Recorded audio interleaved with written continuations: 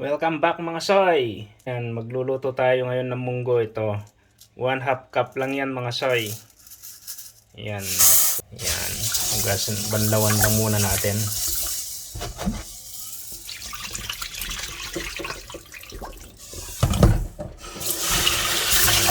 Dalawang banlaw pwede na yan. Malinis naman ito eh.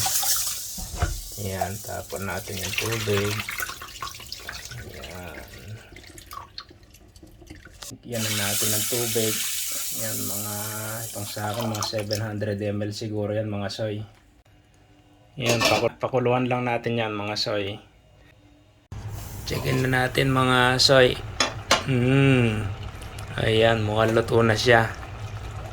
Ayos na, malambot na siya mga soy. Yan, pwede na yan. Tama lang yung tubig na nilagay ko, tapos magtutubig na lang mamaya pag ginisa na natin. Yan, sa ngayon okay na yan, malambot na yan. Prepare na natin yung mga ang gisa, mga gulay. Hindi ko pa na-prepare eh. So yun sa inyo, habang pinapakulo nyo, pwede nyo nang i-prepare. Yung sa akin, i-prepare ko muna.